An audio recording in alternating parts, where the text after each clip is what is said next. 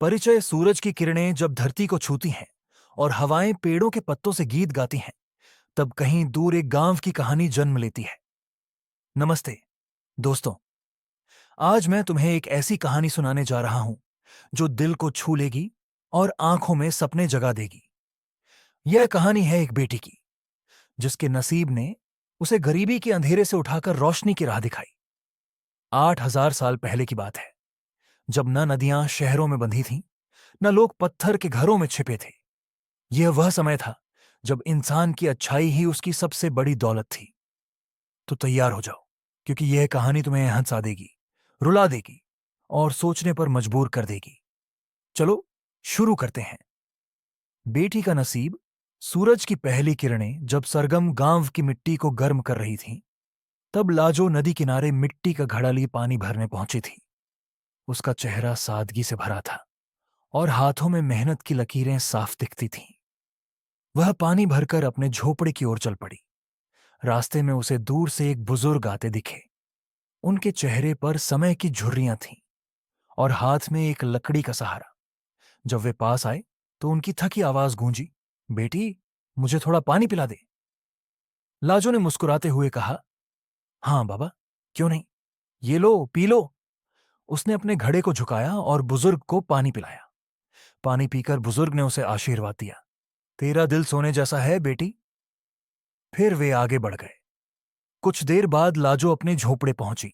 वहां उसने देखा कि वही बुजुर्ग उसके पिता रामधन के साथ एक पेड़ की छांव में बैठे थे।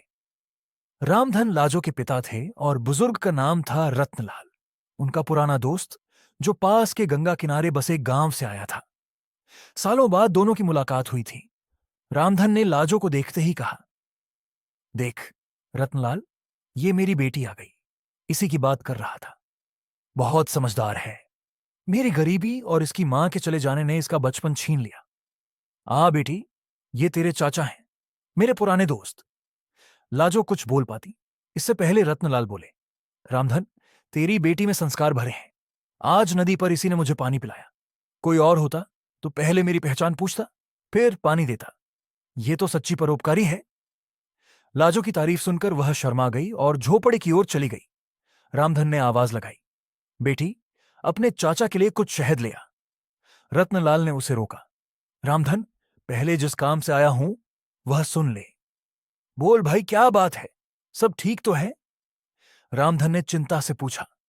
रत्नलाल ने गंभीर होकर कहा, मैं अपने बड़े बेटे के लिए तेरी बेटी का हाथ मांगने आया हूं। हमारी दोस्ती को अब रिश्तेदारी में बदल दें। यो सुनकर रामधन का चेहरा खुशी से चमक उठा। बात तो अच्छी है, तेरा बेटा हो तो मैं तैयार हूं। पर भाई, मेरी हालत तुझे पता है। मैं तो गरीब हूं और तू गंगा किनारे का बड़ा साहूकार।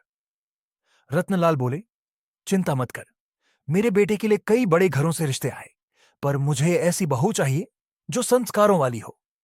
वह मैंने तेरी बेटी में देख लिया। तू हां कर दे, बाकी सब मैं संभाल लूंगा। रामधन ने तुरंत हां कर दी। ऐसा रिश्ता कौन ठुकराएगा? लाजो झोपड़े के पीछे छिपकर यह सब सुन रही थी। रत्नलाल ने खुशी से कहा, अब बात पक्की हुई, जल्दी से शहद ला, मुंह मीठा करें। रामधन ने लाजो को बुलाया। वह शर्माते हुए शहद का कटोरा ले आई। रामधन बोले, बेटी, आज से ये तेरे ससुर हैं, इनके पैर छू। लाजो ने जल्दी से पैर छुए और वापस भाग गई। रत्नलाल ने कहा, मेरा बड़ा बेटा सत्यम मेरे खेत और व्यापार संभालता है। छोटा बेटा वंशगांव की देखभाल करता है। सत्यम ने कहा, पिता, आप जो ठीक समझें वही करें। रामधन बोले, ऐसी संतान बड़े नसीब से मिलती है। मेरे तो भाग खुल गए। मैं हमेशा सोचता था कि इस बेटी को कौन अपनाएगा। रत्नलाल ने तसल्ली दी, अब चिंता छोड़, मैं सब इंतजाम करूंगा, अब चलता हूं। वह अपने गांव लौट गया। रामधन ने लाजो से पूछा, बेटी, तू इस रिश्ते से खुश तो है ना? लाजो बोली, पिताजी, मेरे जाने के बाद आपका ख्याल कौन रखेगा?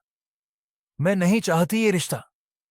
रामधन ने समझाया, बेटी, मैं अपना ध्यान रख लूंगा। ऐसा रिश्ता बड़े नसीब से मिलता है। रत्नलाल का घर सुखी है, तुझे वहां कोई तकलीफ नहीं होगी।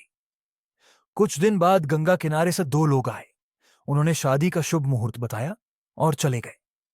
रामधन तैयारियों में जुट गया। उसने अपने खेत को साहूकार के पास रखकर बेटी के लिए फूलों की माला, नए वस्त्र और शहद जुटाया। शादी से पहले रामधन रत्नलाल से मिलने उसके गांव गया। वहां दोनों ने मिलकर सब तय कर लिया। लाजो का नसीब सचमुच बदलने वाला था।